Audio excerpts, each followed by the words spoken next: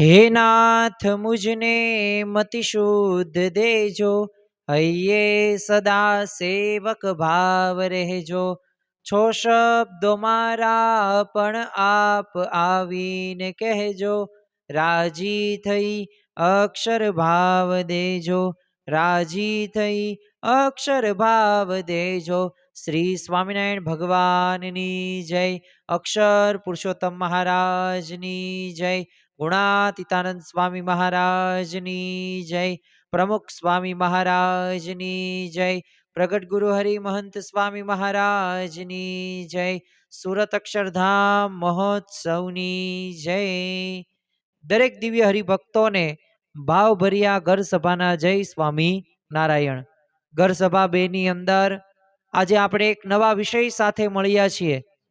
આમ તો પ્રથમ ઘર સભાની અંદર એ ઘર સભા કરવાથી એ આપણા જીવનમાં રહેલા આધ્યાત્મિક કે આર્થિક કે કૌટુંબિક કે પારિવારિક એ જે પ્રશ્નો છે એ પ્રશ્નોનું સમાધાન કરવા માટેની વાતો આપણે કરેલી હતી કે ઘર સભા કરવાથી એવા બધાય લાભો થાય છે અને સબ દર્દો કી એક દવા એ ઘર સભા શા માટે છે એની આપણે વિસ્તૃત વાતો કરેલી હતી।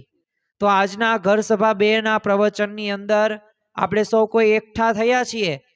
तो आज આપણે ઘરથી એક મંદિર તરફ કઈ રીતે બને, કારણ કે ઘર અને મંદિરમાં એ બંનેમાં કંઈક તો તફાવત છે ને। અને તફાવત આપણને ખ્યાલ પણ છે કે મંદિરે જઈએ ત્યારે આપણું મન શાંત હોય છે, ત્યાં આપણા સ્વભાવ રહ્યા એટલા બધા એ બહાર નથી દેખાતા અને એ મંદિરની અંદરથી વિરુદ્ધ જે ક્રિયાઓ આપણે કરીએ છીએ ઘરની અંદર કરતા હોઈએ છીએ। અને એટલે જ તે જો રવિન્દ્રનાથ ટાગોરે એક ઘરે બાહિર નવલકથાની અંદર એક પાત્રના મુખની અંદર છે ને એક પંક્તિઓ મૂકી છે કે ગીતે ફરી ફરીને તેની ધ્રુવ પંક્તિ પર આવવું પડે। હવે આને આપણે કંઈક જુદા સંદર્ભની અંદર જોઈએ ને તો જીવનનું એક પરમ સત્ય કયું છે। આ રવિન્દ્રનાથ ટાગોર તો આ એક નવલકથાની અંદર એક પાત્રતામાં એક શરૂઆતના મુખની અંદર મૂકે છે, પરંતુ વાસ્તવમાં જીવનનું પરમ સત્ય એ જ છે કે માણસે ફરી ફરીને એક જ સ્થાને આવવું પડે, કારણ કે earth is round no corners.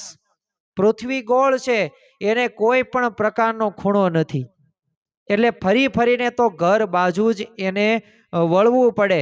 પરંતુ શાંતિનું આ પ્રથમ સોપાન એ ઘરની અંદર શાંતિ હોય, પરિવારની અંદર સુખ હોય ને તો જ તે આપણને એ સુખી જીવન જીવવા માટે એ પ્રેરણા મળે છે, બાકી એ પ્રેરણા મળતી નથી। હવે માણસ ફરી ફરીને પણ એક જ સ્થાને ઘરની અંદર જાય અને તો ત્યાં એ અશાંતિનો અનુભવ કરે ને તો એ ઘર નથી, પરંતુ એ નર્ક તુલ્ય જ ગણી શકાય। પણ કોણ છીનવે છે આ સુખ? તો આ શાંતિની આ ધ્રુવ પંક્તિ રહીને એમાં આવતા આપણા સુરોને બેસુરા કોણ બનાવે છે? આપણને એક પ્રશ્ન થવો પડે કે સારો એવો પરિવાર, સારા એવા સગા સંબંધી સ્વજનો સાથે એવું તો આપણે શું કરીએ છીએ કે જેના લીધે એ સુર વ્યવસ્થિત રીતે ચાલતો નથી। જો કલાકાર ગમે તેટલા સારા હોય, એનો અવાજ પણ મધુર હોય, પણ ત્યાં બેન્જોમાં બેઠેલ કોઈ કલાકાર કે તબલા વગાડનાર કોઈક તબલશી જો વ્યવસ્થિત સુરમાં સુર નહીં મિલાવે ને તો એનો અવાજ ગમે એટલો કલાકારનો સારો આવશે, પરંતુ બેસુરું જ તે એક ગાયન થવાશે। એવી જ રીતે આપણે પણ ઘરની અંદર ઘણો બધો પ્રયત્ન કરતા હશું, એક સુરે બધાય ચાલે, પણ આ બગાડે છે કોણ? તો જો સ્વભાવોના એ ગળણામાંથી ગળાઈને આવતી વિકૃતિ એ વિભાવના રહીને એ જ ઘરની શાંતિને નડતી રહી છે। અને એ સ્વભાવના લીધે જ તે એ આપણા જીવનની અંદર ઘણી બધી વખત કંકાસ અને દુઃખનો આપણે અનુભવ કરીએ છીએ।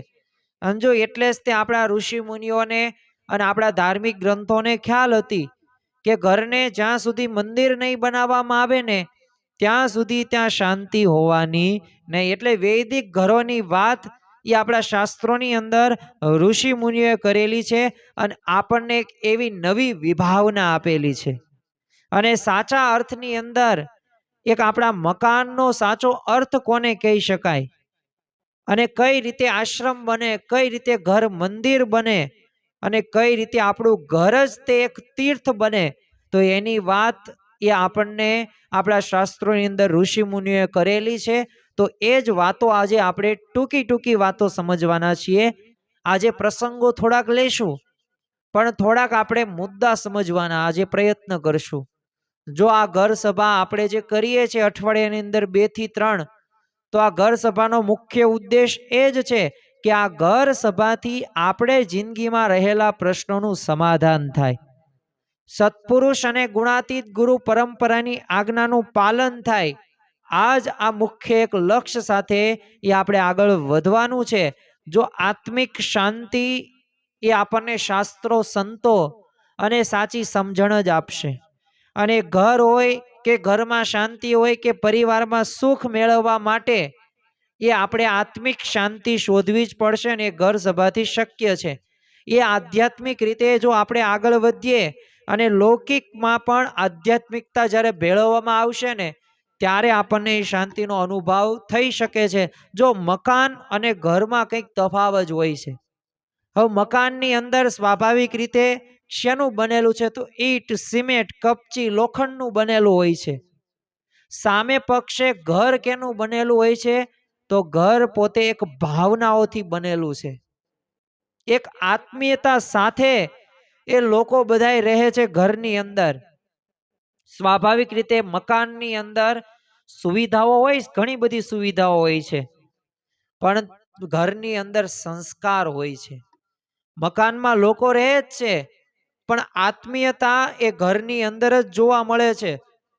એટલે હવે આપણે વિચાર કરવાનો છે કે આપણે મકાનમાં રહેવું છે કે ઘરની અંદર રહેવું છે.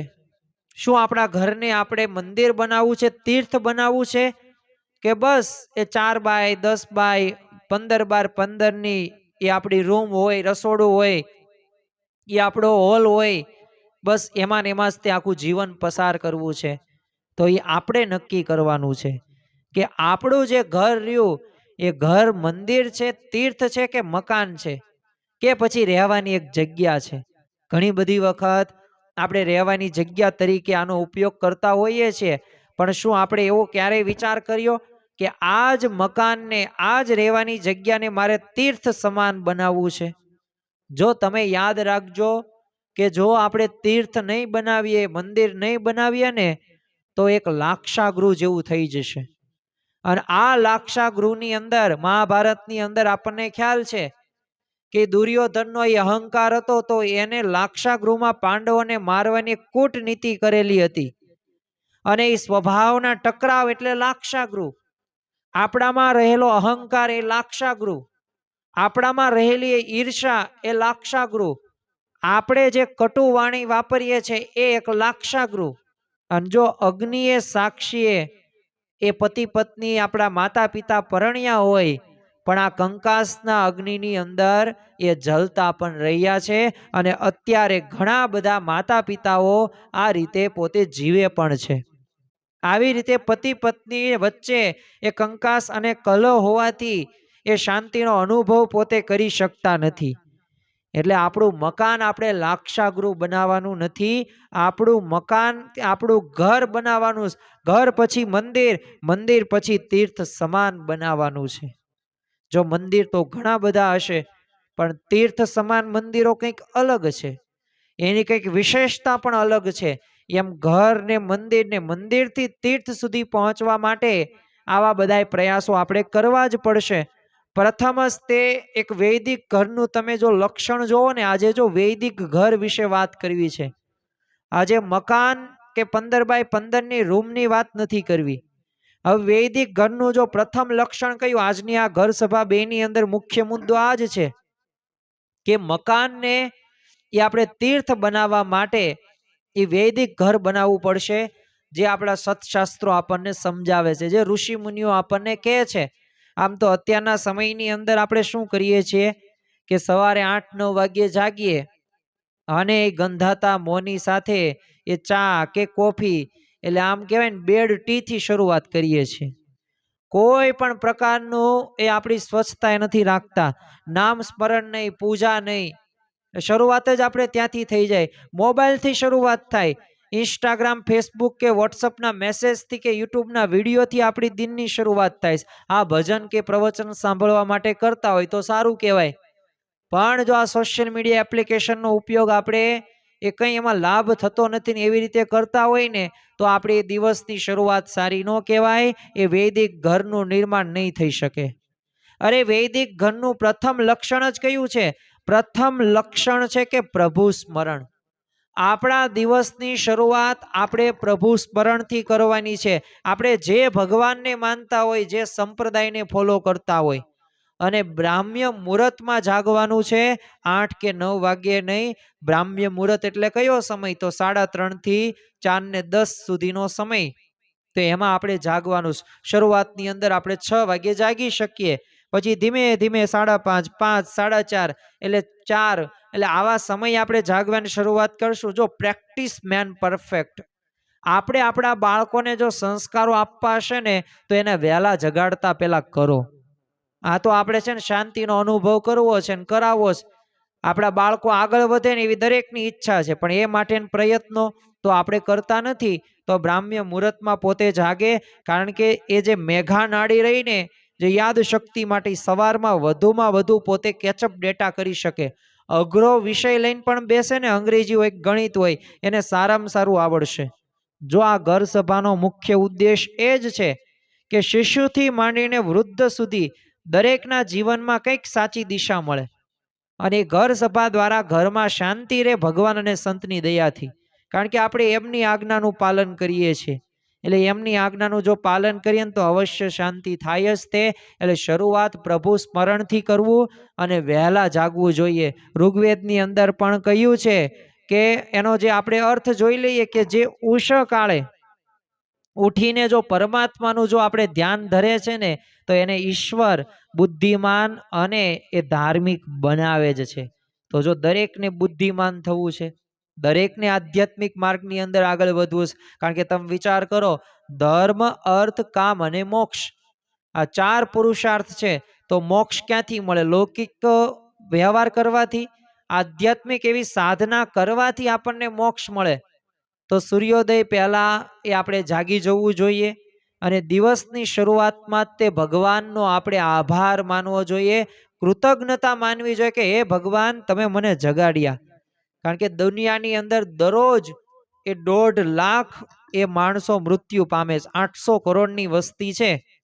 તેમાં આપણે જીવ્યા ને એ જ ભગવાનની મોટામાં મોટી ભેટ ગણી શકાય. આપણને જમવાનું મળ્યું, આપણને વ્યવસ્થા મળી, આ બધો ભગવાનનો આપણે આભાર માનવાનો છે. આપણને ઓક્સિજન વાયુ આપે છે ભગવાન, આપણને અનાજ આપે છે, આપણને આવું વાતાવરણ આપે છે, આપણને આવા સગા સંબંધી આપણા કુટુંબીજનીઓ આપ્યા. તો આપણી બધાયનો આભાર માનવાનો છે ને આપણા બાળકને શીખવાડવાનું છે.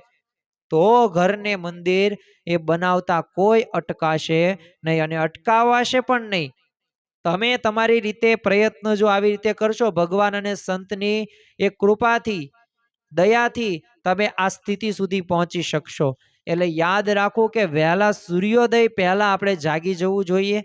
દિવસની શરૂઆતની અંદર પ્રભુ સ્મરણ કરવું જોઈએ, અને તો જ તે ભગવાન હંમેશા આપણને સુખી રાખે છે, ને એક આત્મીય સંબંધ પણ એક જાળવી રાખે છે ભગવાન સાથેનો. જો પતિ પત્નીનો સંબંધ રહ્યો ને, એક પરમાત્માની એક સાક્ષીમાં થયેલો સંબંધ છે. એ 16 સંસ્કારોમાંનો એક સંસ્કાર છે જેને લગ્ન સંસ્કાર કહેવામાં આવે છે. અને ખરેખર એ સંસ્કારો આપણા જીવનની અંદર આવવા જરૂરી છે. જો સંબંધોમાં પારદર્શિતા હોય, એ અહંકાર કરતા પ્રેમ મોટો હોય ને, તો ખરેખર આપણા સંબંધોની અંદર મીઠાશ આવે છે, મધુરતા આવે છે, અને સુર પણ વ્યવસ્થિત એ આપણે સાંભળી શકીએ છીએ, અનુભવી શકીએ છીએ. બાકી બે સુરા સ્વર થઈ જાય અને એ આપણને કોઈ અવાજ એવો સાંભળવો ગમે નહીં. એટલે જે પતિ પત્નીનો સંબંધ રહ્યો ને, એ પરમાત્માની સાક્ષી, અગ્નિની સાક્ષીએ કરેલો સંબંધ છે. તો આ સંબંધને ટકાવવા રાખવા માટે આપણામાં રહેલો અહંકારનો ત્યાગ કરવાનો છે. થોડુંક આપણે સંબંધોમાં પારદર્શિકતા લાવવાની છે કે આ મારું, આ તારું, આ હું તને નહીં કહું, હું તું મને ન કહેતી. આવા બધા વાક્યો શબ્દો એરાની માતા પિતા તમે જોજો ઝઘડતા હશે, પતિ પત્નીમાં મુખ્ય પ્રશ્ન છે ને સંબંધોની પારદર્શિકતા નથી, એટલે કે વિશ્વાસ નથી. તો એના લીધે ઘણી બધી વખત શું થાય છે, એ ઘરમાં અશાંતિ થાય છે. તો ઘરમાં શાંતિના નિયમો તો હશે ને, તો બે મુખ્ય નિયમ, એમાં એક નિયમનું આપણે પાલન કરવાનું. જો મતભેદ થાય ને તો એ સ્વીકારી શકાય, કારણ કે મતભેદ બધાયના થવાને, કારણ કે બધાયની પસંદગી, બધાયનો પહેરવેશ, બધાયના વિચારો, બધાયની વાતો, બધાયનો દ્રષ્ટિકોણ અલગ અલગ છે. એટલે મતભેદ થવાનો, એટલે ઉપર ચર્ચા કરીએ તો વાંધો ન આવે, ઘરમાં શાંતિ છે. પણ મતભેદમાં જો મનભેદ થઈ ગયા ને તો એ પાછું સ્વીકાર્ય નથી. એ સમજી લેવાનું, ચીરફાડ નો થાય, એમાં બાંધવાનું જ થાય, ઝઘડવાનું જ થાય, કલહ કંકાસ જ થાય. એટલે ઘરમાં છે ને શબ્દો બોલાય પણ શસ્ત્રો ન બને, આનું ખાસ ધ્યાનમાં રાખવું જોઈએ. કારણ કે આપણી વાણી રહીને, વાણીનો અવિવેક, આપણી જીભ રહે, ભલે અંદર એક હાડકું નથી, પણ હાડકું ભંગાવા માટે આ જવાબદાર ગણી શકાય. એટલે ઘરમાં શાંતિ માટે એ આપણે મતભેદ થાય, ઇટ્સ ઓકે, થાય, બધાયથી થાય, પણ ક્યારેય મતભેદમાંથી મનભેદ થવું પડે નહીં. જો ઘરમાં કોણ કોણ તોડે છે, આ મુખ્ય જવાબદાર તો પૈસાથી નહીં, પરિસ્થિતિથી નથી સંબંધ તૂટતો, કે ઘરની અંદર કંકાસ નથી થતો, કે એ વિભક્ત કુટુંબ નથી થતું, પણ સ્વભાવથી અને અહંકારથી મુખ્ય એ સંબંધોની અંદર ઘર મુખ્ય તૂટે છે. અને સ્વભાવ ગળે ઉતારતા શીખવાનો, દરેકના સ્વભાવોને મેચ કરવાના છે. આમ ઘણું બધું મેચિંગ કરીએ છીએ, કપડાં મેચિંગ કરીએ, એની બોલચાલ મેચિંગ કરીએ, એનો પણ જો સ્વભાવ મેચ કર્યા તો સ્વભાવ મેચ કરી શકતા નથી. એટલે જ તે ત્યાં મોટો પ્રશ્ન ઊભો થાય છે. એટલે ઘરમાં જે તોડનાર છે ને સ્વભાવ અને પરિસ્થિતિ, અને ખરેખર તો એ અહંકાર મુખ્ય જવાબદાર છે. પણ પરિસ્થિતિ કરતા પણ આ સ્વભાવ ને અહંકારથી એ ઘણા બધા પ્રકારના પ્રશ્નો થતા જોવા મળે છે.